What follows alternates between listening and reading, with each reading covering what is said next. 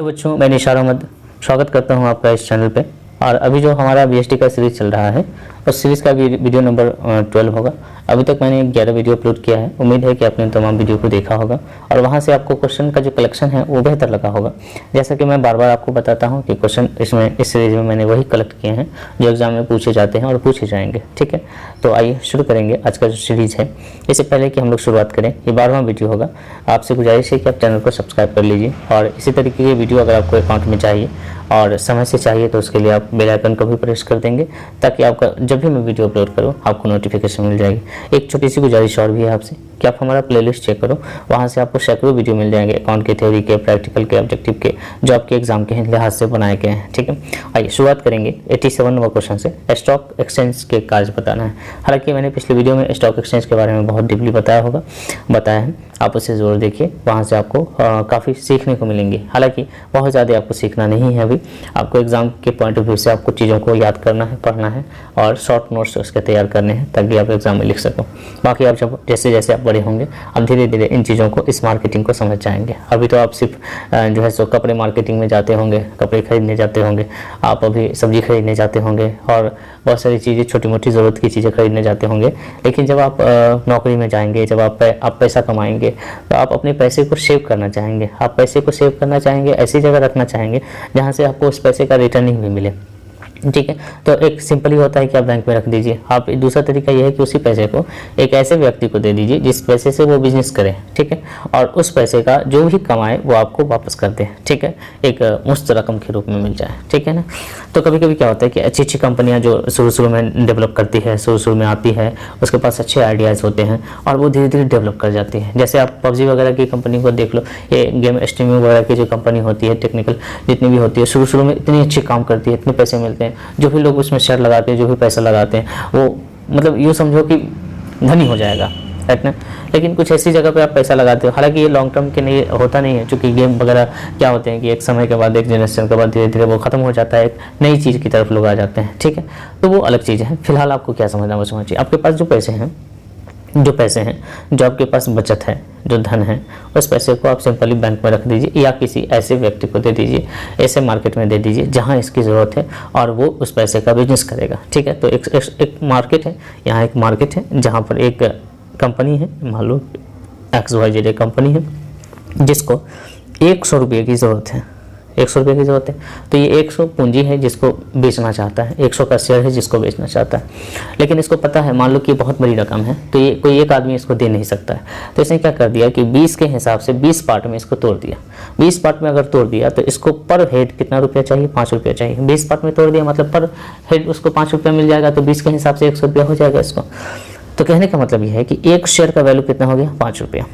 ठीक है, अगर हम इस कंपनी में मेरे पास 10 रुपया है तो मैं इस कंपनी के 2 शेयर ले सकता हूं और इस कंपनी में 2 शेयर का मैं मालिक हो जाऊंगा। ठीक है, और कंपनी जो भी कमाएगी उसमें 2 शेयर का जो प्रॉफिट हमको बनेगा वो हमको कंपनी दे देगी। स्वाभाविक है, कई बार ऐसी कंपनी में हम पैसा इन्वेस्ट करते हैं जो काफ़ी कमाने लगती है। ठीक है, किसकी कब चल पड़ेगी ये कहना मुश्किल है, इसलिए कई बार हम लोग कहते हैं कि शेयर मार्केट में पैसा लगाना जुआ जैसा है। लेकिन रिस्क कहाँ नहीं है। रिस्क तो घर से निकलते हुए, रोड पर चलते हुए रिस्क है, मर जाने का खतरा है ना, बहुत सारी चीज़ें हैं। तो रिस्क कहाँ तक हम नहीं लेंगे और लेना भी ज़रूरी है कई बार, लेकिन सोच समझ कर हमको काम को करना है। अगर हम सोच समझ कर इसमें पैसा लगाएंगे, कुछ लोग तो ट्रेडिंग करते हैं साहब, कुछ लोग तो कमाते हैं, इनका बिजनेस है, इधर से पैसा लगाओ, उधर पैसा निकालो, उधर से ये करो, उधर से वो करो, बहुत कमाते हैं पैसा। ठीक है, आप भी अपने पैसे को, सेविंग को जो है ऐसे जगह पर लगा सकते हैं।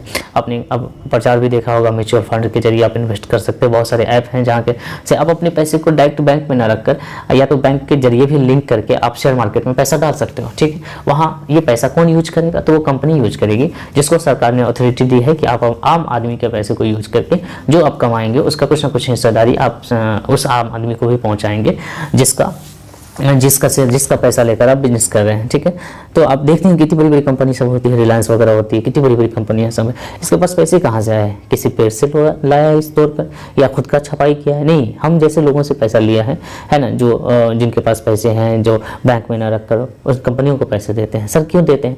क्योंकि हमको भी पता है कि मेरे पास टाइम नहीं है बिजनेस करने का। हमारे पास जो पैसा है, हाँ बहुत सारे लोग हैं ना जो नौकरी में है, पेशे में है, तो उनके पास जो पैसा है वो दूसरा बिजनेस कैसे करेंगे? उनका तो खुद का काम है, मान लो कोई डॉक्टर है तो इसका तो खुद का काम है डॉक्टरी करना। अब इसके पास जो पैसे आते हैं बैंक में रखेगा, बैंक क्या देगी इसको? तो अगर शेयर मार्केट में दे देता है किसी, जैसे मान लो गूगल को दे दिया और गूगल में पैसा इसने इन्वेस्ट कर दिया, ठीक है, तो ये जो पैसा होगा इस पैसे से इसका बिजनेस होगा और इसका जो भी वैल्यू बनेगा उसको डॉक्टर साहब को मिलता रहेगा, ठीक है। तो आप यूँ समझिए कि आप बिजनेस चला रहे हो, अपना बिजनेस आप पार्टनरशिप में अपने शेयर के रूप में आप चला रहे हो किसी बड़ी कंपनी के साथ मिलकर, ठीक है। बेशक आप गूगल के मालिक हो जाओगे, आप रिलायंस के मालिक हो जाओगे, जितना शेयर आप लोगे। खैर फिलहाल हम लोग बहुत डीप नहीं जाते हैं, इसको सीधे याद करने के ख्याल से हम लोग पढ़ेंगे ताकि एग्ज़ाम में हम लिख सकें। पहला चीज़ क्या है, ये जो मार्केट है ना, हम लोग जैसे पैसे हमारे पास बचत होते हैं, कुछ पैसा बचा कर रखना चाहते हैं, तो उस पैसे को बैंक में न रख कर हम लोग क्या करते हैं, हम शेयर मार्केट में दे देते हैं और ये पैसा उन कंपनियों के पास चला जाता है। हम देख कर करते हैं, जिस कंपनी में हमको पैसा लगाना है हम उस कंपनी को दे दिए, भाई तुम पैसा ले लो और तुम अपना जो करना है करो, लेकिन इसका जो प्रॉफिट बनेगा वो हमको देते रहना, ठीक है। शेयर का वैल्यू गिरता पड़ता रहता है, ठीक है। ये चीज़ें बात की बातें समझेंगे धीरे धीरे। तो जो आपके पास जो भी प्रतिभूति है, जो शेयर है, ठीक है, जो हिस्सेदारी है किसी कंपनी की, आप जब चाहे ना तब आप उसको कैश में कन्वर्ट कर सकते हैं। सर कैसे कन्वर्ट कर सकते हैं? तो जो आपका स्टॉक मार्केट है ना, वहीं पर आपका शेयर बिक भी जाएगा। आपने खरीद लिया, आपका शेयर सेल भी हो जाएगा, ठीक है। अगर आपने कहीं अच्छी कंपनी, जैसे मान लो कि किसी कंपनी का रेट बढ़ रहा है, ठीक है, बढ़ रहा है, जिसका शेयर 5 रुपये पर शेयर था, आज बढ़कर उसका 7 रुपये पर शेयर हो गया है, ठीक है। आपको लग रहा है फ्यूचर में बढ़ेगा तो ठीक है, पैसा रहने दीजिए। आपको लग रहा है कि फ्यूचर में घट भी सकता है तो आप इसको बेच लीजिए। लेने वाले बहुत लोग रहते हैं जो इसमें पैसा इन्वेस्ट करना चाहते हैं, राइट ना, बेच लीजिए। दूसरा है, तो क्या हो जाएगा, वर्तमान प्रतिभूति में तरलता पैदा हो जाएगा। तरलता का मतलब ये है कि आप शेयर ले लीजिए और जब चाहे, तरलता का मतलब होता है उसको क्विकली आप कन्वर्ट कर सकते हैं। तरलता का मतलब क्या होता है, क्विकली कन्वर्ट कर सकते हैं। तो जब चाहे आप इसको शेयर को पैसा में कन्वर्ट सकते हैं, जब चाहे पैसे से शेयर आप ले लीजिए, ठीक है। इसी को तरलता कहेंगे कि जब चाहे अपने मन से हम इसमें बदलाव ला सकते हैं। दूसरा है मूल्य निर्धारण में सहायक, आपके जो पैसे हैं उसका सही वैल्यू या स्टॉक एक्सचेंज आपको दे देगा, ठीक है। जैसे आपके पैसे का सही वैल्यू बैंक नहीं देती है, ठीक है। बैंक में बहुत सारे स्कीम होते हैं, लेकिन जनरली जब हम बचत बैंक में पैसा रखते हैं तो वहाँ से हमको हेवी रिटर्निंग नहीं मिलता है, ठीक है। तो वस्तुओं एवं सेवाओं की तरह निवेशक भी अपनी प्रतिभूति के मूल्य की खोज में रहता है। हमको भी चाहिए ना भाई, हमारे पास पैसे है तो मुझे चाहिए कि मुझे उस पैसे का सही वैल्यू हमको मिले, सही रिटर्निंग मिले। तो शेयर बाजार हमको ये मौका देती है, क्योंकि यहाँ बहुत सारी कंपनियाँ होती तो हमको बताती है कि हाँ भाई इस कंपनी में यहाँ पैसा लगा दोगे तो इतना मिल जाएगा, इस कंपनी में लगा दोगे तो इतना मिल जाएगा, इस कंपनी में लगा दोगे तो इतना मिल जाएगा, ठीक है। तो वो हमारे लिए इतना प्लेटफॉर्म तैयार करती है। तो 2 बात आप सीख गए। पहली बात तो आपको ने ये सीखा कि ये जो स्टॉक एक्सचेंज है, हमारे पास जो शेयर है उसको ये बेचवा देगी, जब चाहे ये बेचवा देगी, है ना, जब चाहेगी खरीदवा देगी किसी से शेयर, राइट ना। दूसरा ये हमको हमारे पैसे का सही वैल्यू हमको देगी। तीसरा ये कि जो हमारे पास बचत है ना उसको ये क्विक लेगी और क्विक ले जाकर किसी कंपनी को देगी और क्विकली उसका काम स्टार्ट हो जाएगा और हमको उसका प्रॉफिट मिलने लगेगा। तो हमको जो हमारे पास जो बचत है उसको गति मिल जाएगा, ठीक है। कई बार हम अपने पैसे को घर में रखते हैं, क्या फ़ायदा है, ठीक है, रख कर क्या फ़ायदा होगा। आपके पास अगर 10 लाख रुपया है तो आप उस 10 लाख से बढ़ाओ, ठीक है, 10 लाख से 20 लाख करवाओ, 50 लाख करवाओ। ऐसे बहुत सारे लोग हैं जो दिन भर यही करते हैं, इधर से पैसा निकालेंगे, उस कंपनी में लगा दी, उस कंपनी से निकाल के उस कंपनी में लगा दी, उस कंपनी से निकाल के उस कंपनी में लगा दी। ऐसे बहुत सारे लोग हैं, अरबपति हो गए, ठीक है, ऐसा कर करके, राइट ना, उनका ये बिजनेस हो जाता है। तो ये बैठे बैठे आप दिमाग चलाओगे, जितना दिमाग चलाओगे कि हाँ भाई इस मार्केट में ये कंपनी आई है, ये कंपनी अपना शेयर इस रेट में, कम रेट में बेच रही है, आगे चल के ये कंपनी डेवलप कर जाएगी, इसके शेयर का रेट बढ़ जाएगा, हम चाहे तो इसमें पैसा इन्वेस्ट कर दें, आने वाले समय में हम करोड़पति हो जाएंगे, ठीक है। आपको समझ कर सोच कर करना है ना। चलिए आगे बढ़ें। तो अगले क्वेश्चन की तरफ बढ़ेंगे। तो अभी तक समझ गए क्वेश्चन। NSEI क्या है, national stock exchange of India क्या है। तो हम पढ़ेंगे national stock exchange of India के बारे में। ये जो आपने स्टॉक एक्सचेंज के बारे में पढ़ा, ठीक है। तो बहुत सारे स्टॉक एक्सचेंज है जिसमें हम लोग नेशनल स्टॉक एक्सचेंज मुख्य रूप से हैं, बम्बई स्टॉक एक्सचेंज मुख्य रूप से हैं। तो यहाँ आप शेयर का खरीद बिक्री, जैसे ये बिल्डिंग है, इसी बिल्डिंग के अंदर शेयर का खरीद बिक्री होती है। यहाँ पर सामान नहीं मिलते हैं या मोबाइल नहीं मिलते हैं, ठीक है। यहाँ पैसे से पैसे का लेन देन होता है। हाँ भाई उस कंपनी के 5 रुपये प्रति शेयर बिक रहे हैं तो मैंने उसके 5 शेयर ले लिए, तो 5 शेयर ले लिए तो मैं 5 से 25 रुपया उस कंपनी में दे रहा हूँ और मुझे पास 5 शेयर की हिस्सेदारी मिल गई, ठीक है। ये मान लो कि ये एक बिल्डिंग है और बिल्डिंग, अगर पूरा बिल्डिंग आपके पास औकात नहीं है बनवाने का, तो मान लो कि इस एक बिल्डिंग को आपने ले लिया तो एक बिल्डिंग के आप मालिक हो गए। उसी तरीके से कोई कंपनी है जिसमें आपको शेयर ले लिए तो आप उस कंपनी के शेयर के मालिक हो गए, ठीक है। तो शॉर्ट में इसको लिखना है, चूंकि आपको 2 नंबर का क्वेश्चन पूछेगा अगर इसमें, तो आपको लिखना है कि राष्ट्र के स्कंद विपणी, अपनी विपणी का मतलब मार्केट होता है, अपनी तरह का स्टॉक एक्सचेंज है, ये भी एक तरह का स्टॉक एक्सचेंज है। इस पर प्रतिभूति के व्यवहार की पद्धति अत्यंत कुशल एवं पारदर्शी होती है, ठीक है। यहाँ पर अत्यंत कुशल और पारदर्शी पारदर्शी कहने का मतलब ये, यहाँ पर आपके पैसे का कोई झोल-झाल लोग नहीं कर सकता है, ठीक है। कोई ठगी का मामला नहीं है। पहले बहुत सारी केसेज ऐसे आई 1992 के पहले, जिसमें जो गलत तरीके से फर्जी कंपनियां आई, लोगों के पैसे उसने उठाए और लेकर वो चली गई, ठीक है, राइट ना। तो ऐसी कंपनियों को हम लिस्टेड करते ही नहीं नेशनल स्टॉक एक्सचेंज में, हम प्योर जो कंपनियां होती है, ठीक है, उसको लिस्टेड करते हैं, इसलिए इसे मॉडल एक्सचेंज भी कहा जाता है। तो ये एक तरह का स्टॉक एक्सचेंज है। आपसे कोई पूछे कि नेशनल स्टॉक एक्सचेंज क्या है, आप कहेंगे कि ये जो विपणन मार्केट है ये एक तरह का स्टॉक एक्सचेंज है। इस पर प्रतिभूति के व्यवहार की पद्धति अत्यंत कुशल और पारदर्शी होती है। यहाँ जो लेन देन होते हैं वो काफ़ी कुशल होते हैं, काफ़ी पारदर्शी होती है, इसलिए हम इसको मॉडल एक्सचेंज भी कहते हैं। तो आपको समझना है कि एक बार फिर से देख लीजिए क्या है ये नेशनल स्टॉक एक्सचेंज के बारे में। आपने समझ लिया कि राष्ट्रीय स्कंद विपणन अपनी तरह का पहला स्टॉक एक्सचेंज है, ठीक है। इस पर प्रतिभूति का व्यवहार पद्धति अत्यंत कुशल और पारदर्शी है। पहले क्या होता था कि ठग बहुत होते थे, कई बार ऐसे भी केसेस आ गए थे कि लोग फर्जी कंपनी बनाकर पैसे उठा ले रहे हैं। तो सेबी के गाइडलाइन में 1992 में, ठीक है, 1992 में, आप चाहो तो इसको लिख लो, 1992 में इसकी स्थापना हुई थी। अभी भी इसका जो मुख्यालय है प्यारे बच्चों, इसका मुख्यालय दक्षिणी मुंबई में है, ठीक है। कहाँ है? दक्षिणी मुंबई, राइट ना, वर्ली में है, वर्ली नाम का जगह है, वहाँ पर है। फिलहाल आप मुंबई महाराष्ट्र भी याद रखेंगे, काफ़ी है। तो नेशनल स्टॉक एक्सचेंज जो है वो राष्ट्रीय स्कंद विपणन अपनी तरह का पहला स्टॉक एक्सचेंज है। इसमें प्रतिभूतियों के व्यवहार की पद्धति अत्यंत कुशल है एवं पारदर्शी है, इसलिए हम इसे मॉडल एक्सचेंज भी कहते हैं। इस तरह के बहुत सारे स्टॉक एक्सचेंज हैं, बहुत सारे मार्केट हैं जहाँ से आप किसी कंपनी के शेयर को खरीद सकते हैं और जब चाहे इसे बेच भी सकते हैं। खैर आगे बढ़े। अगला क्वेश्चन है नेशनल स्टॉक एक्सचेंज का काम क्या है, मतलब उद्देश्य क्या है। आपको पढ़ना है कि इसका क्या उद्देश्य है, क्यों इसको बनाया गया। स्वाभाविक है कि हमने आपको क्या बताया कि बहुत सारे लोग हैं जिनके पास पैसे बहुत सारे हैं, ठीक है। अब बहुत सारे ऐसे लोग हैं जो जिनके पास पैसे नहीं है लेकिन आइडियाज़ हैं, वो करना चाहते हैं, काम करना चाहते हैं, रोजगार विकसित करना चाहते हैं, कोई बिजनेस डालना चाहते हैं, ठीक है। तो जैसे मान लो कि 100 लोग हैं जो नौकरी में हैं और 100 लोग अगर 100 रुपया भी जमा करके किसी कंपनी को देते हैं, किसी एक आदमी को देते हैं, ठीक है, तो 100 लोगों के लिए नौकरी में है, दूसरा काम तो वो करेंगे नहीं, तो 100 रुपया भी किसी कंपनी में वो जमा कर देते हैं। तो देख लीजिए कि एक कंपनी के पास कितने पैसे आ जा रहे हैं, ठीक है। तो आप देख पा रहे होंगे 10,000 रुपये उसके पास आ जा रहा है, ठीक है। मान लो कि अगर वो 1-1 हज़ार करके भी जमा करते हैं तो 1 लाख रुपये, मान लो वो 10,000 करके भी किसी कंपनी में के शेयर ले लेते हैं तो काफ़ी पैसा उस कंपनी के पास आ जाएगा। जिस पैसे से वो क्या करेगी, बिजनेस को करेगी और उस पैसे में तरलता आ जाएगी, मतलब वो पैसा लिक्विड टाइप से वैरी करने लगेगा कि पैसे का कन्वर्जेशन बहुत तेज़ी से होगा। और ये नेशनल स्टॉक एक्सचेंज क्या कहती है कि जब चाहिए आप पैसे इसमें लगाइए और जब मन हो इस पैसे को अपने शेयर को बेच लीजिए, कोई बाउंडेशन नहीं है। सौदों में पहली तो बात यह होगी तरलता में वृद्धि करता है, दूसरा सौदों में पारदर्शिता लाता है, किसी तरह का कोई झोलझाल नहीं है, सारी चीज़ें आपको कंप्यूटराइज मिलेगी, आपको पल पल की खबर दी जाएगी, आपके पैसे की क्या स्थिति है, इस कंपनी में आपने पैसे लगाए उसकी क्या स्थिति है। राष्ट्रीय स्तर पर स्टॉक एक्सचेंज की स्थापना इसने किया, ठीक है। नेशनल स्टॉक एक्सचेंज राष्ट्रीय स्तर पर स्टॉक एक्सचेंज तैयार किया गया जिसमें आम आदमी इसमें पैसा इजीली लगा सके। हालांकि मुंबई स्टॉक एक्सचेंज सबसे पुराना मुंबई स्टॉक एक्सचेंज है, जिसको हम लोग BSE कहते हैं, सबसे पुराना, पूरे एशिया का सबसे पुराना stock exchange Mumbai stock exchange है, जिसको 1875 में, प्यारे बच्चों 1875 में इसकी स्थापना हुई, ठीक है।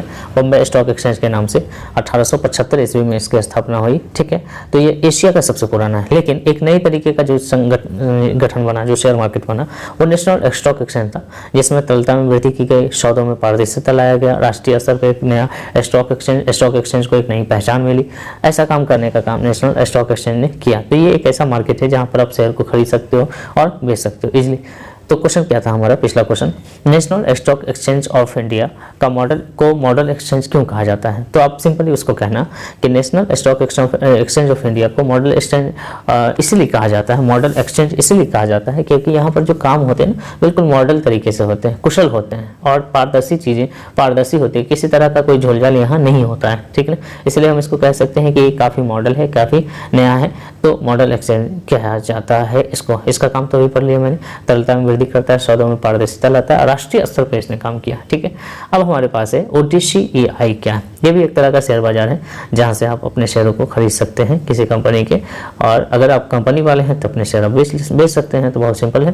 तो ये सर OTCEI होता क्या है, ठीक है। तो सबसे पहले तो हम ये समझते हैं कि OTCEI क्या होता है, राइट ना।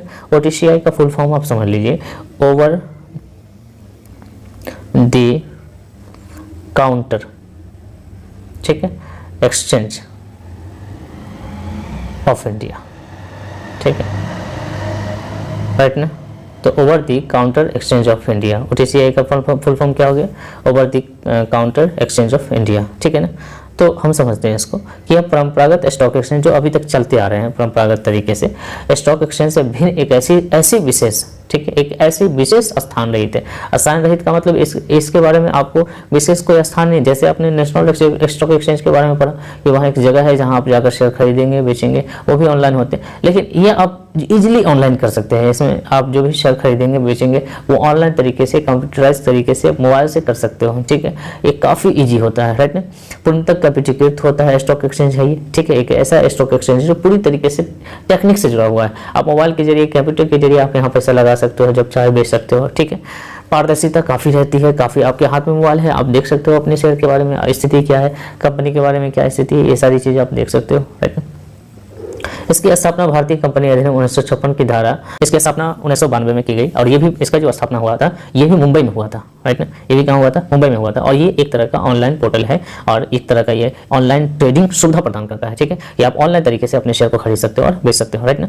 तो है ना, ये बात समझ में आ गई। तो ये OTCI क्या है, ये परंपरागत जो चल रहा था, पुराना जो तरीका चल रहा था स्टॉक एक्सचेंज, स्टॉक को खरीदने और बेचने का, उसको हटाकर एक नया तरीका लाया गया जो बिल्कुल कंप्यूटर पर आधारित है, बिल्कुल ऑनलाइन है, ठीक है। जब चाहे खरीद बिक्री आप कर सकते हैं और काफ़ी पारदर्शी और काफ़ी अधिक गति से होता है, ठीक है। इसकी स्पीड काफ़ी है, इस यहाँ जो शेयर खरीदे बेचे जा सकते हैं वो काफ़ी है, ठीक है। ये बात समझ में आ गई आपको, राइट। अब समझते हैं आगे। तो OTCI समझ गए, नेशनल स्टॉक एक्सचेंज भी आप समझ गए, काफ़ी ये डीप टॉपिक है, इसमें आप डीपली पढ़ेंगे। आइए समझते हैं। तो जितने भी शेयर बाजार आपने देखा, तो शेयर बाजार तो आप देख रहे हैं कि सबका अपना अपना काम है, शेयर खरीदना, शेयर बेचना, जनता से पैसे लेना, शेयर के नाम पे उस पैसे को कंपनी को देना, कंपनी से बिजनेस करेगी, उसका शेयर प्रॉफिट एक जनता को देगी। लेकिन सर इसको रेगुलेट कोई तो करेगा। जैसे आप एग्जाम देते हो तो कोई ना कोई बोर्ड तो होती है जो आपकी एग्जाम लेती है, आपके लिए टाइमिंग फिक्स करती है, रूल्स बनाती है, जगह तय करती है, तो कोई तो होगा। तो एक संस्था है जिसका नाम है सेबी, ठीक है। क्या नाम है, सेबी, SEBI, ठीक है, भारतीय प्रतिभूति और विनिमय बोर्ड, ठीक है। क्या नाम है इसका, भारतीय प्रतिभूति और विनिमय बोर्ड। ये जो भारत में जितने भी प्रतिभूति होते हैं, जो भी लेन देन होते हैं भारत में एक्चुअली, उसकी देखरेख करने के लिए, जो भी लेन देन होते हैं उसकी देखरेख करने के लिए, उन सभी पर निगरानी रखने के लिए, उसके रूल्स बनाने के लिए, उसके नियम कायदे, जितने भी उसके ब्रोकर्स वगैरह होते हैं जो बीच में दलाली का काम करते हैं शेयर खरीदने और बेचने पर, उसको देखने के लिए, उनके कार्य को का नियम बनाने के लिए, रूल्स बनाने के लिए, जो कंपनियां होती हैं कंपनी के किस तरीके से काम करेगी उसको जो है सो स्वीकृति प्रदान करने के लिए, ये सारी चीज़ें national stock exchange, Mumbai stock exchange, OTCI, जहाँ भी स्टॉक एक्सचेंज है उसमें लिस्टेड करने के लिए ये सेबी की अनुमति बहुत जरूरी होती है। और जानते हैं इसकी अनुमति लेने में 2 से 3 साल लग जाते हैं, ठीक है। कंपनी को, नई कंपनी को 2 से 3 साल तक का समय इस सेबी से अनुमति लेने में लग जाती है कि मैं काम करूँ कि ना करूँ। खैर, भारतीय प्रतिभूति विनिमय बोर्ड ये एक तरह का बोर्ड है, ठीक है। ये खरीद बिक्री नहीं करती है, ठीक है, लेकिन ये बोर्ड है, उन सब पर नजर रखती है, ठीक है। जैसे हम लोग का कोई बोर्ड है, एग्जाम का बोर्ड है, तो वो खुद एग्जाम थोड़ी देती है, वो नजर रखती है, एग्जाम लेती है, ठीक है। तो ऐसा आप कह सकते हैं कि सेबी के नाम से इसकी स्थापना हुई। देश भर में फैले जितने भी स्टॉक एक्सचेंज है हमारे यहाँ, उसके कामकाज की देखरेख करता है, उस पर नियंत्रण बनाए रखता है, कोई गलती न करे। यह अक्सर चर्चा में रहती है, क्योंकि आप जानते हैं कि कई बार आपने सुना होगा इस कंपनी को इतना फाइन कर दिया गया, इस कंपनी ने ये रूल्स फॉलो नहीं किए तो इस कंपनी पे इतना फाइन कर दिया, ये सब सेबी करती है। सेबी के पास पावर है इसका, राइट। इसकी स्थापना यूं तो 1988 में हुई थी, ठीक है, लेकिन इसके बाद इसकी स्थापना भारतीय प्रतिभूति विनिमय बोर्ड के अधिनियम की धारा 1992 में धारा बना दिया गया। कानूनन आप कह सकते हैं कि कानूनन जो मान्यता इसको मिल गई, ठीक है, कानूनन मान्यता, ठीक है ना, वो मिल गई 1992 में इसको कानूनन मान्यता मिल गई। क्लियर ना, ये बात आप समझ गए होंगे। आइए आगे बढ़ते हैं। तो सेबी को याद रखेंगे, जो भारतीय विनिमय बोर्ड है, ठीक है, भारतीय प्रतिभूति और विनिमय बोर्ड है, ये मुख्य काम क्या है इसका, यह भी देख लीजिए, इस परिभाषा में देख लीजिए। ये क्या करती है, देश में फैले स्टॉक एक्सचेंज के काम पे देखरेख करती है, मेनली इसका काम ये है। और भी बहुत सारे काम है, देखिएगा। सेबी के कार्य और उद्देश्य के बारे में देखिए। तो जो हमारे निवेशक है, सेबी क्या करती है कि कोई ऐसा व्यक्ति ना हो, ठीक है, कोई ऐसा फर्जी कंपनी ना हो जो हमारी जनता का पैसा ले और लेकर पार हो जाए, ठीक है। वो अगर वो बिजनेस करना चाहती है हमारे यहाँ, और अगर वो हमारी जनता के पैसे को यूज करना चाहती है अपने शेयर बेचकर, तो उसको हमारे पास आना पड़ेगा। सेबी क्या कहते हैं, उसको हमारे पास आना पड़ेगा और उसको ये सिक्योरिटी देनी पड़ेगी, उसको ये वादा करना पड़ेगा, उसको लिखित रूप से ये बताना पड़ेगा, और हम चेक करेंगे कि क्या उसके यहाँ मेरे जो निवेशक है, जो हमारी आम जनता है जो अपने पैसे को लगाएगी, क्या वो सुरक्षित रहेगी या नहीं रहेगी, ठीक है, पहली बात।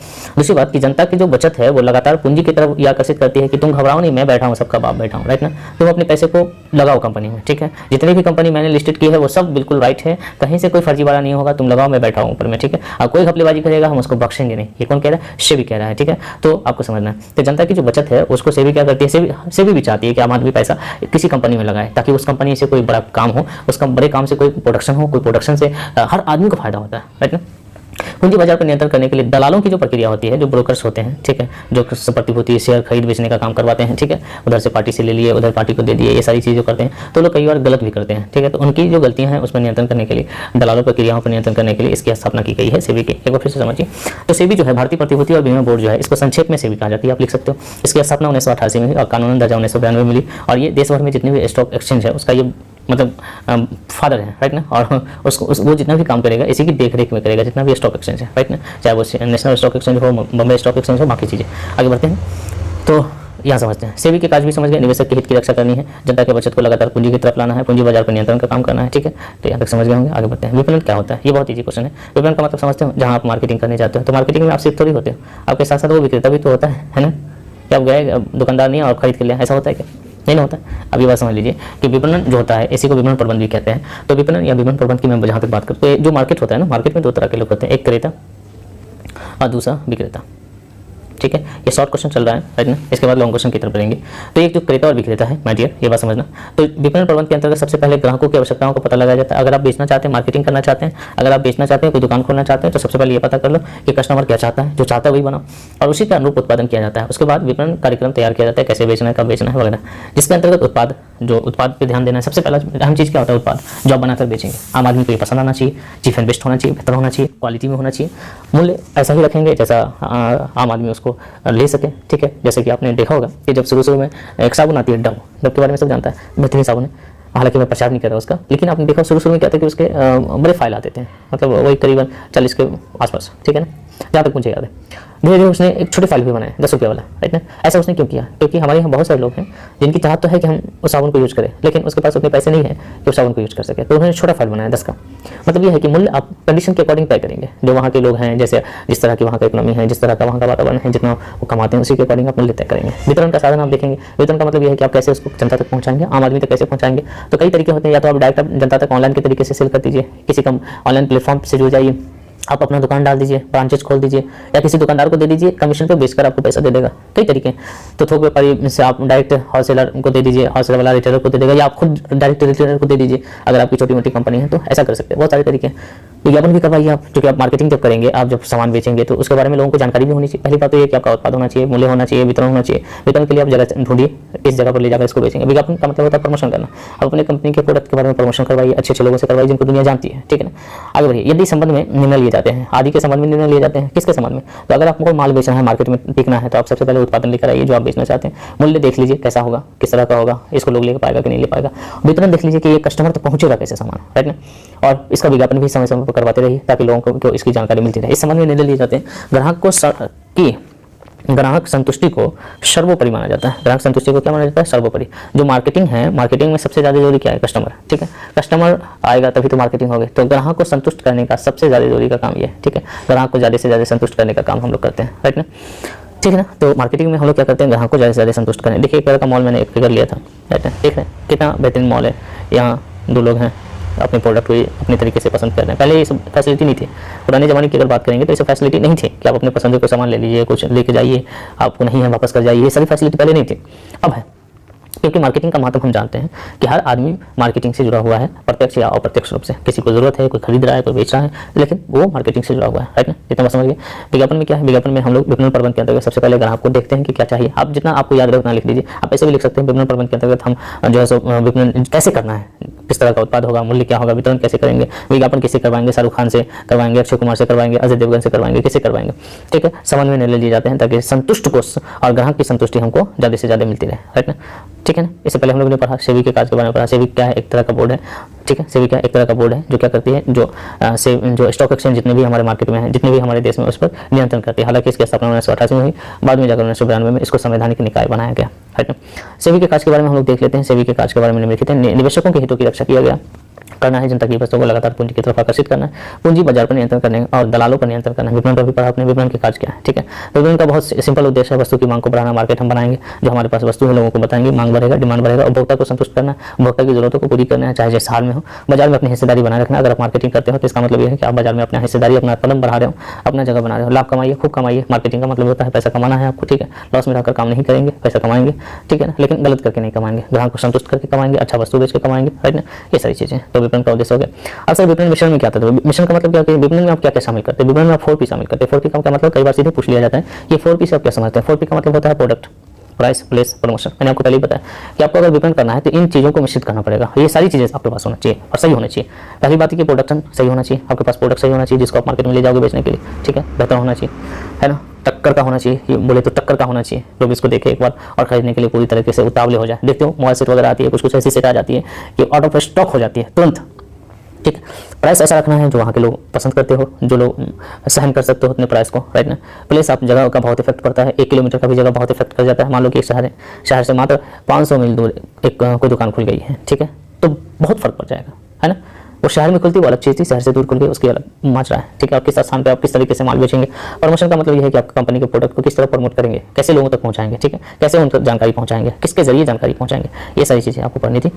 तो विपणन मिश्रण शासन सभी क्रियाओं के योगफल से है जिसमें विपणन सफलतापूर्वक संपन्न किया जाता है। अगर आप चाहते हैं कि आपका मार्केटिंग सफलतापूर्वक सफल हो तो आप सबसे पहले उत्पाद के बारे में ध्यान रखना, प्राइस के बारे में ध्यान रखना, प्लेस के बारे में ध्यान रखना, प्रमोशन के बारे में ध्यान रखना, खूब प्रमोशन करवाना, ठीक है। टॉफी का भी प्रमोशन अमिताभ बच्चन से करवाया जाता है, राइट मतलब है कि नहीं, बहुत मायने रखता है। जैसे एयरटेल लेवल टॉफी था, ठीक है, तो टॉफी है अभी भी चलती है, लोग खाते हैं, ठीक है ना। तो बात समझ गए। विपणन मिश्रण बहुत ही VVI क्वेश्चन है, ये कई बार पूछा गया है। पीछे सेबी के बारे में मैंने पढ़ा है, ये मोस्टली आपको याद रखना है, हर हाल में याद रखना है। सेबी क्या है, ये क्वेश्चन आपको 90% चांस है पूछने का, ठीक है। दूसरा ये क्वेश्चन जो पिछले क्वेश्चन मैंने पढ़ा है उसमें कोई जान नहीं है, उसको क्वेश्चन आमतौर पे नहीं पूछे जाते हैं। सीवी के खर्च के बारे में ये आपको 90% चांसेस है पूछने का, ये याद रखना है। दूसरा मार्केटिंग के बारे में हर साल पूछता है, ठीक है, मार्केटिंग क्या है। तीसरा ये है कि विपणन के मिश्रण में क्या तत्व शामिल होते हैं। तो बहुत बहुत शुक्रिया चैनल को फॉलो करने के लिए, क्वेश्चन देखने के लिए, समझने के लिए, ठीक है ना। उम्मीद है कि आपको समझ में आई होगी और आप रेगुलर रहेंगे तो इसी तरीके के जितने भी आपके पास जितने भी क्वेश्चन है जो एग्जाम के लिए लिहाज से बहुत जरूरी है और एग्जाम में पूछे जाते हैं वो सारे क्वेश्चन मैं करवा दूंगा। तो आज की क्लास में जितने भी क्वेश्चन मैंने करवाया, वीडियो को एक बार और जरूर देखिएगा, स्पीड भगा के देख लीजिएगा लेकिन जरूर देखिएगा, ठीक है। मिलते हैं नेक्स्ट वीडियो में, तब तक अपना ख्याल रखिए, बाय बाय, टेक केयर।